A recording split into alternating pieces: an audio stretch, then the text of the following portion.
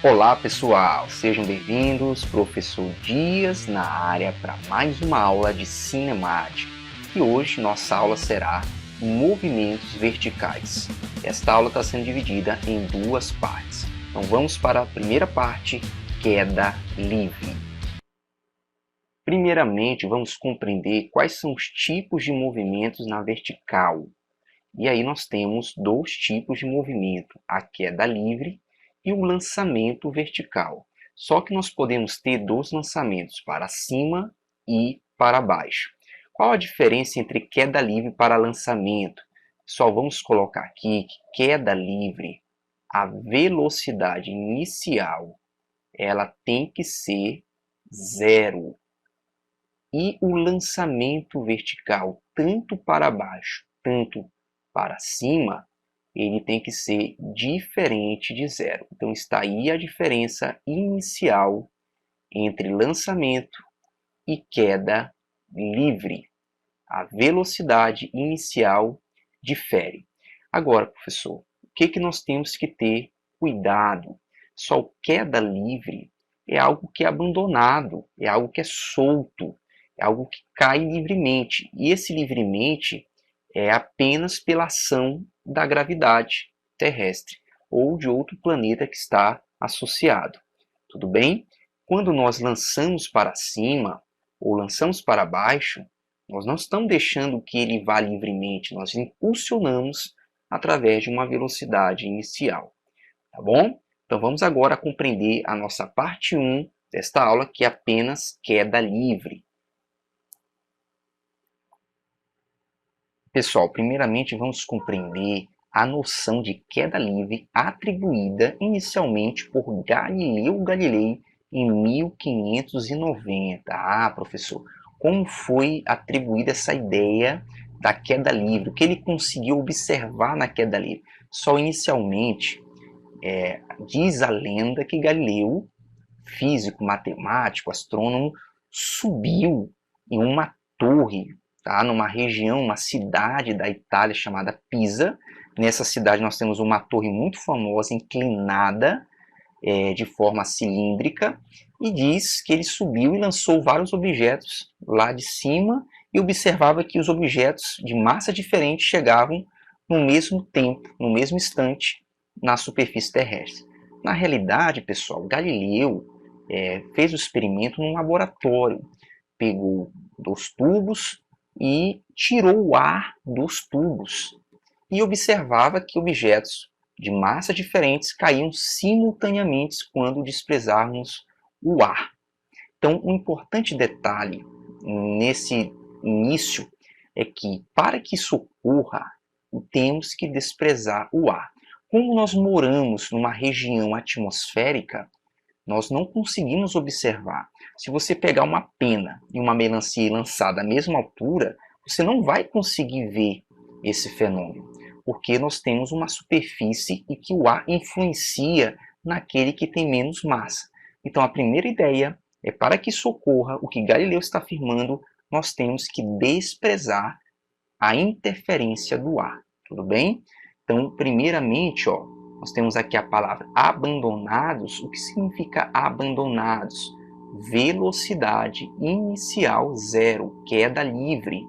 Nós já sabemos que queda livre, velocidade inicial é zero.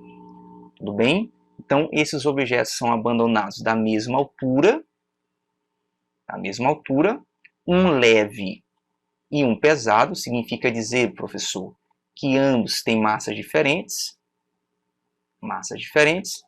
atingindo o chão no mesmo instante. Significa dizer que eles chegam no mesmo instante. Como é isso? Como isso é possível, professor? Pessoal, só tem uma grande observação aqui a destacar. Para chegar no mesmo instante, nós temos que desprezar o ar. Tá bom? Então, nós vamos desprezar o efeito da interferência do ar. Então, esse é um detalhe importante.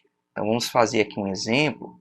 Se nós tivéssemos uma esfera aqui e uma pena caindo da mesma altura, ambos vão chegar simultaneamente no solo tá bom? Somente se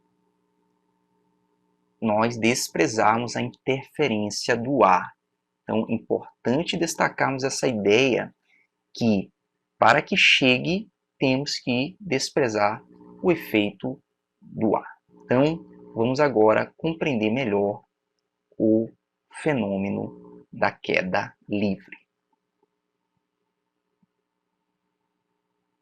Pessoal, então aqui nós temos as características da queda livre. Professor, a primeira delas, pessoal, é que nós temos que desprezar os efeitos do ar. Vamos considerar, pessoal, que nós estamos no vácuo, tudo bem? Vácuo, ausência de ar, você vai observar tanto na queda livre como no lançamento, as questões vão desprezar o efeito do ar. Segunda característica importante é que a velocidade inicial é nula. Então, por isso que o nome é queda, abandonado, largado, solto. Essas palavras vão aparecer nos enunciados. Agora, um detalhe importante, ele vai cair livremente, é uma queda livre. Mas quem é que vai acelerar para que o objeto chegue ao solo? Então, ele vai cair sob efeito de uma aceleração especial, que é a gravidade. Ah, professor, exatamente. Agora nós teremos na vertical a aceleração da gravidade. Professor, a aceleração da gravidade é gerada pelo quê? Só é gerado pelo campo gravitacional, que será um dos nossos assuntos posterior, tá bom? E aí, essa aceleração da gravidade, ela é constante. Professor, constante, exatamente. E nós representamos a aceleração da gravidade pela letra G. Então, se a aceleração será constante, nós temos um caso particular de MOVE, movimento uniformemente variado. Então, essa aceleração será constante e a velocidade será proporcional em cada tempo. Não vai variar de qualquer forma, tá bom? E um detalhe importante também é lembrarmos o que foi dito anteriormente, que a aceleração vai independer das massas. Então, objetos de massas diferentes, quando nós desprezamos o ar, a aceleração não vai depender das massas, eles vão chegar simultaneamente no solo. Tá bom, pessoal? Então, a mesma aceleração independente da massa dos objetos. Então, está aqui o primeiro detalhe sobre a queda livre. Vamos para o próximo tópico. E agora nós vamos falar sobre a aceleração da gravidade. Pessoal, é importante destacarmos que a aceleração da gravidade não é a mesma em todos os lugares. Então, nós observamos aqui que é na Terra a aceleração da gravidade ela vale 9,8. Nós vamos ver já já sobre esse 9,8. E aqui nós queremos detalhar é que geralmente se utiliza um valor arredondado, 10 metros por segundo ao quadrado.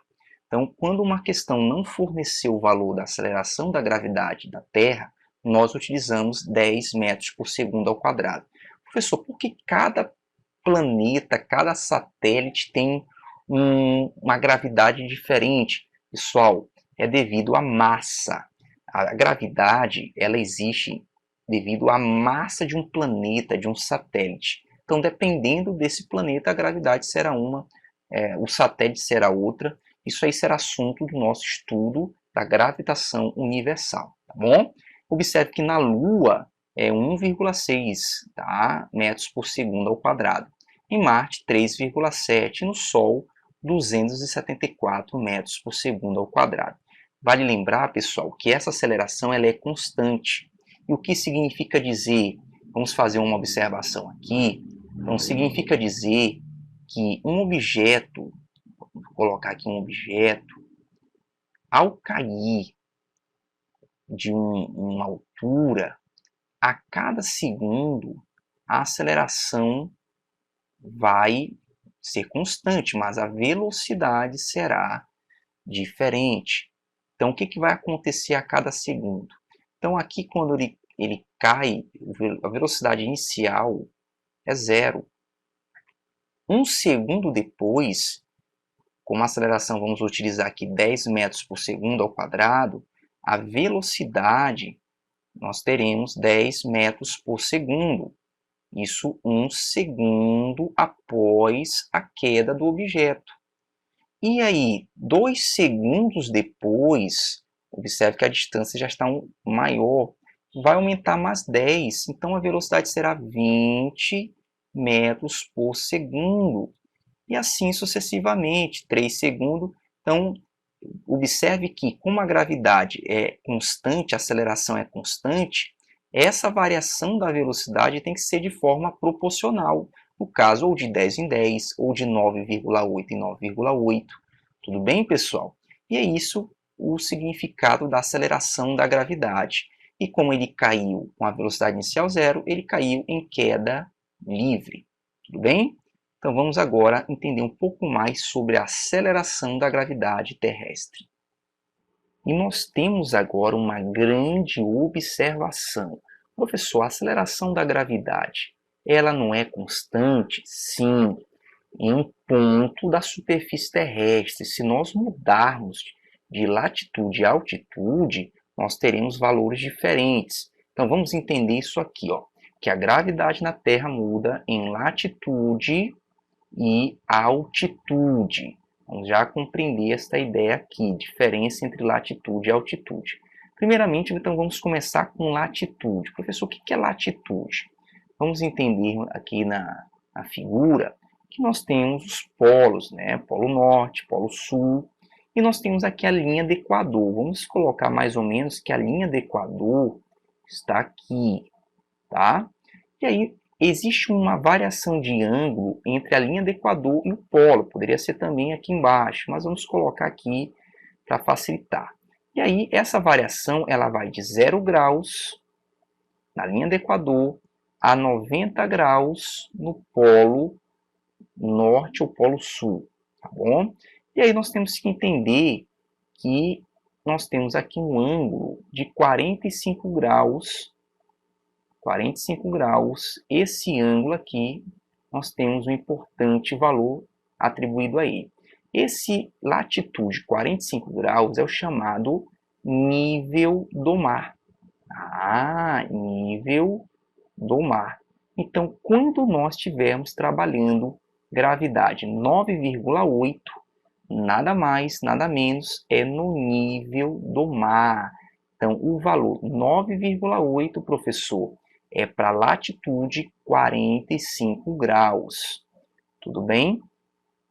Quando nós estivermos trabalhando 9,8, geralmente pode-se arredondar para 10. Tá? Nas questões, geralmente eles vão pedir para utilizar 10 metros por segundo ao quadrado. Eu só quero que você entenda que quando falar 9,8 metros por segundo ao quadrado, é no nível do mar, próximo à superfície nível do mar. Agora, se nós formos para o polo, nós vamos aumentar a gravidade. Olha só, 9,83. Ah, professor, é muito pouco.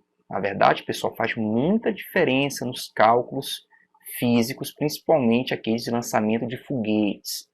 E quando vamos para o Equador, é o menor valor. Então, nós temos aqui, ó, 0 graus na linha do Equador, o menor valor da gravidade, e o maior a 90 graus. Então, como é que aumenta a gravidade em latitude? Ela aumenta da linha do Equador para os polos. E qual é que nós utilizamos? Nós utilizamos nas questões no nível do mar, 45 graus. O valor que vai ser utilizado nas questões será 9,8 metros por segundo ao quadrado. Então, na questão, nós vamos considerar que o objeto está sempre aqui, próximo ao nível do mar. Professor, e como é que ele diminui ou aumenta em altitude? Só ele diminui quando vai da base de uma montanha para o seu cume. Ou seja, pessoal, de baixo para cima, a gravidade também diminui em altitude, tá bom?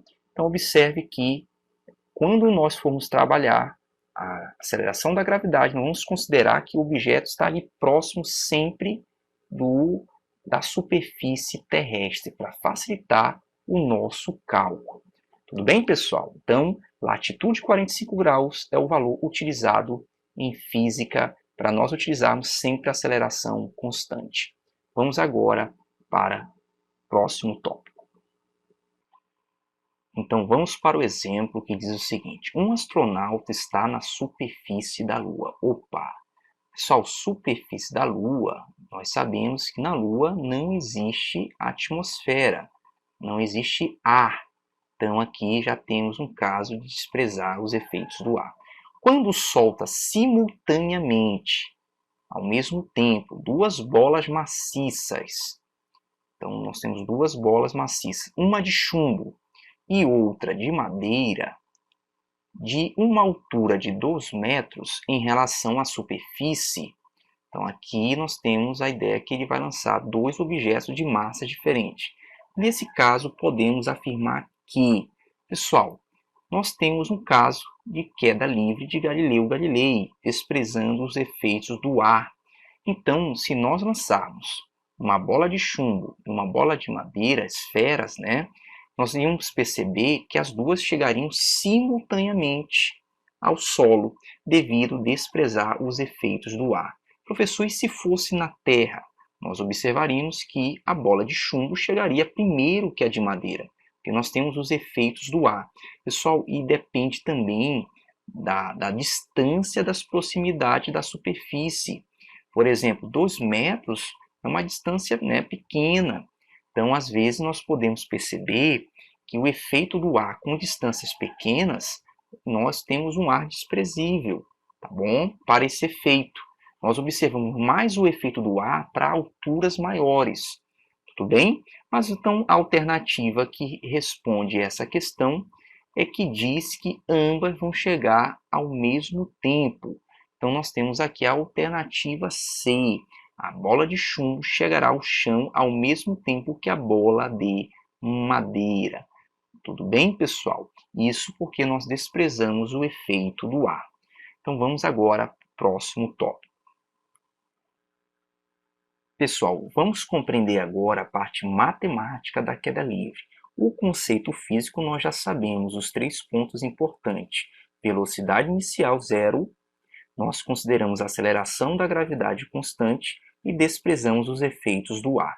Agora vamos entender como nós vamos representar a orientação da trajetória, ou seja, o referencial. Como a queda livre se trata na vertical de cima para baixo, nós consideramos o referencial adotado para baixo. Então, a velocidade e a aceleração, se estiverem para baixo, nós teremos o sinal positivo. Então, nós vamos atribuir sempre a gravidade na queda livre positivo, porque vamos adotar o referencial para baixo.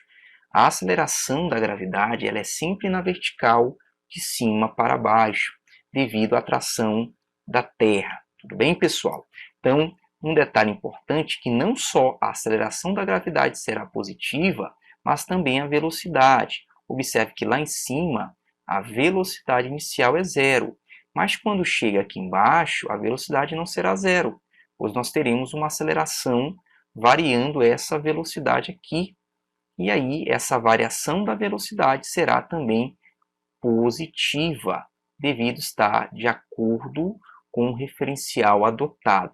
Lembrando que velocidade e aceleração depende do referencial adotado. Vamos agora para as funções do MOVE para queda livre. Pessoal, e agora as funções do MOVE na queda livre. Professor, quer dizer que na queda livre nós temos um caso de movimento uniformemente variado? Exatamente, devido à aceleração ser constante. Então, como nós temos uma aceleração constante, nós temos o caso de MOVE na queda livre. Nós temos aí as funções horárias e a expressão da equação de Torricelli aqui, tá? Na terceira, que é a equação de Torricelli, e vamos entender como fazer a troca. Se você sabe as funções horárias do MOVE, você sabe chegar nas funções da queda livre. Primeiro nós temos que adotar aqui uma troca de variáveis, das grandezas. Quais serão as duas trocas importantes? Onde tiver aceleração, nós vamos trocar o A pelo G, porque nós representamos gravidade com a letra G. E onde nós tivermos ΔS, deslocamento, vamos representar por H de altura. Tudo bem? A altura em inglês é com H, por isso que nós colocamos a letra H. Então, primeira troca é essa. E a segunda, importante, que não é uma troca, nós vamos desprezar a velocidade inicial, porque na queda livre a velocidade inicial é sempre zero. E um detalhe importante é que o referencial será para aceleração positiva, tudo bem? Tanto aceleração como velocidade. Então nós vamos fazer aqui as trocas. Velocidade inicial será zero, onde tiver A nós vamos botar G, então nós vamos ter a primeira função horária. Velocidade final será dado por G positivo vezes a gravidade, vezes o tempo. Então, nós temos aqui a nossa primeira função da queda livre, V igual a GT. Professor, aqui nós vamos utilizar para descobrirmos a velocidade final na queda livre, ou tempo, né, que nós vamos obter na velocidade final da queda livre.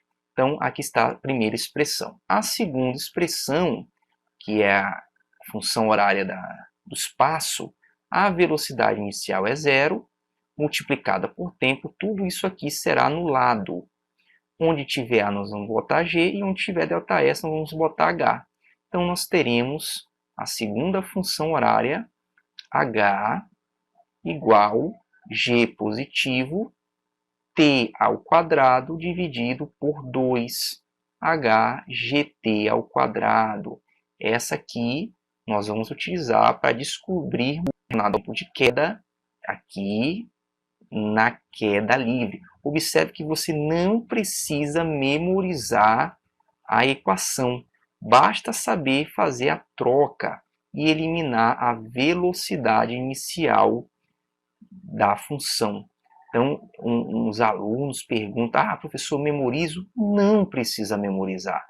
Basta saber fazer a troca. E a última, que não é uma função, é a equação de Torricelli. Nós vamos tirar aqui a velocidade inicial, que vai ser zero, e vamos trocar o A e o ΔS por outras letras, que nem nós fizemos nas funções horárias, as trocas aqui. Tá bom, pessoal? E aí nós teremos o que, professor? Nós vamos ter, substituindo os valores, nós teremos a equação de Torricelli na forma reduzida, que nem as funções horárias. Nós teremos velocidade final ao quadrado, 2 vezes a aceleração da gravidade, vezes a altura. Pessoal, então observe que nós temos uma equação do move reduzida quando nós transformamos para a queda livre. Não precisa memorizar, basta saber fazer a troca e adotar o referencial positivo para baixo. Quando nós usamos a equação de Torricelli? Quando não é fornecido tempo. Tudo bem, pessoal? Então aqui nós temos as 3 equações para utilizarmos na queda livre, dependendo do que for pedido, tá bom? Então, importante é essa demonstração para que você não fique memorizando fórmulas. Basta saber as funções horárias e a equação de Torricelli do MOVE. Vamos para o exemplo.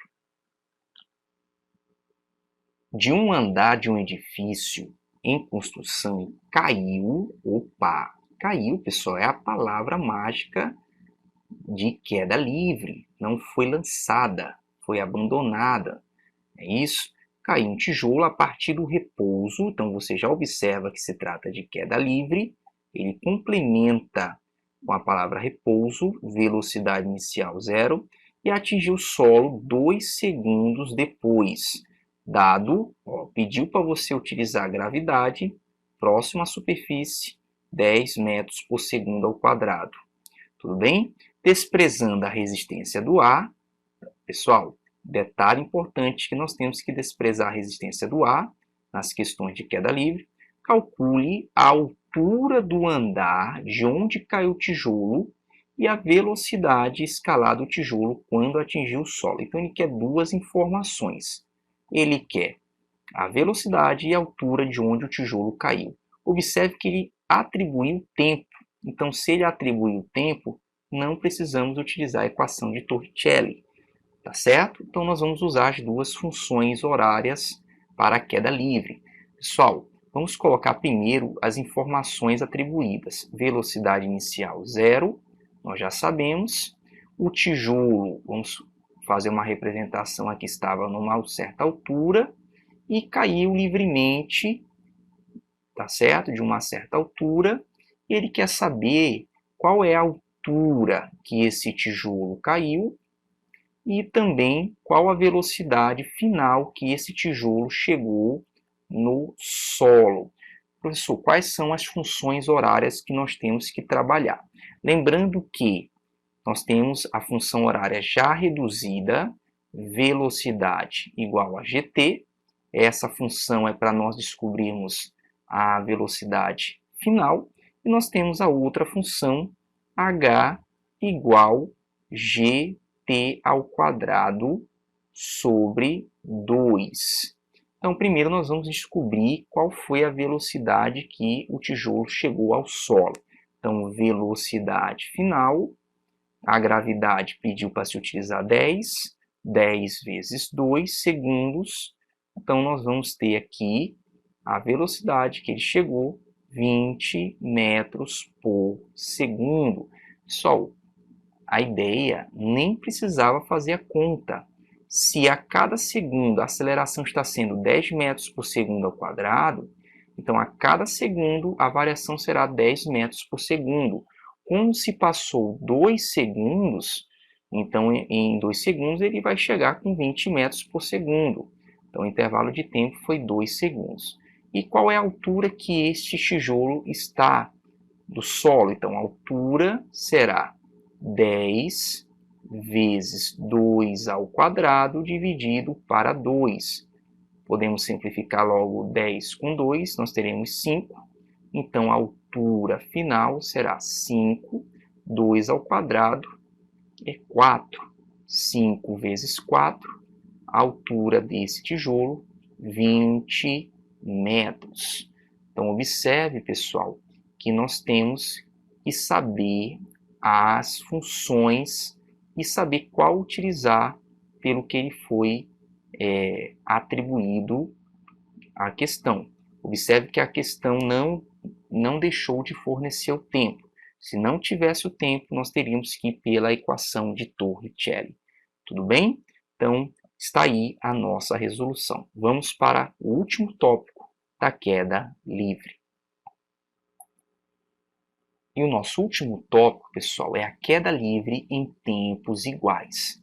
Pessoal, aqui, quando nós consideramos tempos iguais, nós vamos considerar aqui de em um segundo, tudo bem? Então, lembrando aqui que nós temos a expressão para saber a altura de uma queda livre, essa expressão aqui de Galileu Galileu. Então, aqui nós temos aqui, ó, que esses dois valores aqui, g e o 2, próximo à superfície terrestre, o g é constante. Então, são constantes, o 2 e o g. Agora, a única coisa que nós podemos mudar é o tempo e a altura da queda. Quanto maior o tempo, maior a altura de queda. Certo, pessoal? Então, a altura depende do tempo de queda. Então, aqui está a função da posição que nós temos aqui atribuindo. Então, nós vamos colocar de 1 em 1 segundo. Pessoal, esse lado de azul é quanto vai andar. E esse lado aqui de vermelho é a diferença de quanto andou só naquele intervalo de tempo. Nós já vamos colocar aqui, ó. Então, o objeto está aqui, ele vai cair em queda livre. Velocidade inicial é 0. Então, a partir do momento que ele sai, a velocidade começa a aumentar. Então, o primeiro detalhe é que nesse x aqui é no tempo de 1 segundo. Tudo bem? O que vai ser 1 para x, pessoal? Imagine que esse h aqui seja o x, tá bom? Em vez de chamar de h, chamamos de x. Pessoal, 1 ao quadrado, como aquele outro valor é constante, 1 ao quadrado é 1, pessoal. Então, observe que quando nós tivermos x, é porque o tempo foi para 1 segundo. Agora, se nós colocarmos 2 ao quadrado, nós teremos 2x. 2 ao quadrado, nós teremos 4. Por isso que nós temos aqui o valor 4. Então, aqui nós temos 2 segundos. E aqui, para 9, nós teremos 3 segundos. Então por isso que 3 ao quadrado nós teremos 9. Então, observe aqui o motivo pelo qual nós temos aí, 1, 4 e 9. Se fosse 4 segundos, o próximo seria 16x. 16 vezes maior aquele valor inicial. Tudo bem, pessoal? Então, 1x, 4x e 9x. E aí um detalhe importante é que 9x foi o que ele percorreu no total dos 3 segundos. Então, 9x foi o total que ele percorreu dos 3 segundos. 4x foi o total dos 2 segundos. E x só em 1 segundo. Agora, se for perguntado quanto andou em cada segundo, em cada tempo ali, por exemplo, quanto andou apenas no tempo de 1 segundo? X. Nós temos aqui quanto andou apenas em 1 segundo, x. Agora, se nós pedirmos em 2 segundos quanto andou apenas em 2 segundos, nós temos que pegar 4x menos x. O final menos o inicial. Por isso que nós temos aqui 3x. Então, em apenas 2 segundos, só nesse intervalo aqui andou 3x. E se nós quiséssemos saber quanto andou apenas nos 3 segundos, é pegar 9x menos 4x. Nós teremos 5x. Então, em apenas 3 segundos, andou em 5x. Agora, é legal entender a equação de Galileu Galilei é que sempre o que vai ser percorrido em cada intervalo são múltiplos de valores ímpares. Olha aqui, 1x, 3x, o próximo 5x, então eu já sei quanto ele andou apenas em 4 segundos. Se fosse 4 segundos, pessoal, nós teríamos 16x. E 16x menos 9x, nós teremos 7x, e assim sucessivamente. Professor, então em 1 segundo ele anda apenas x. Em 2 segundos ele anda apenas 3x. Em 5x ele vai andar em 5 segundos. 7x, aqui 4 segundos, eu já sei agora quanto ele vai andar apenas em 5 segundos. Se é apenas valores ímpares, 9x. E assim sucessivamente. Então, pessoal, é importante notarmos que em queda livre, cada espaço percorrido será múltiplo de valores ímpares, tá? Para tempos iguais, apenas para tempos iguais. Vamos agora para o exemplo que demonstra essa situação de Galileu Galilei. Pessoal, o nosso último exemplo diz o seguinte: um móvel é abandonado, então nós já temos a ideia de queda livre, abandonado em queda livre, percorrendo a partir do repouso, quer dizer, velocidade inicial zero, uma distância d, durante o primeiro segundo. Observe que ele está dando a informação do primeiro segundo de movimento. Durante o terceiro segundo de movimento, esse móvel percorre uma distância, pessoal, observe que ele quer apenas no terceiro segundo. Apenas no terceiro segundo.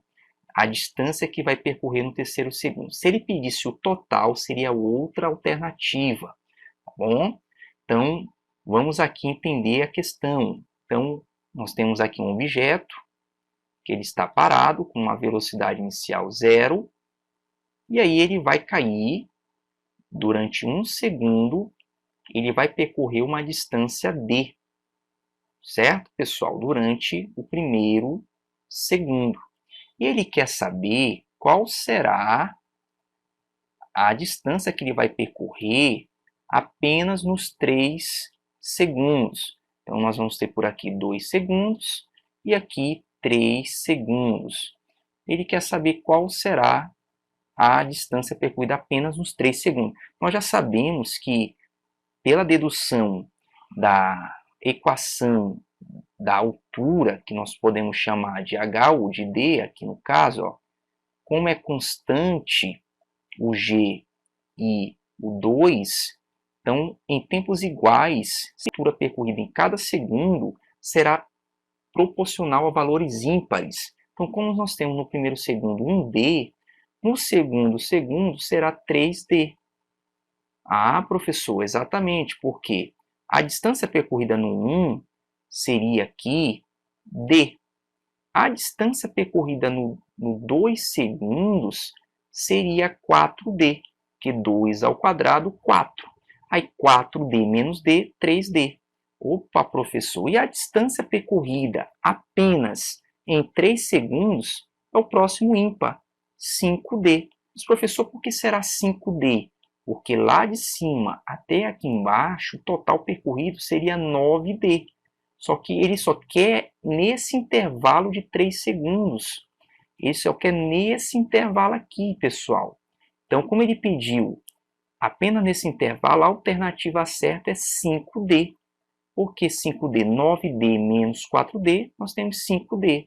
Então, a alternativa correta seria a alternativa letra C, 5D.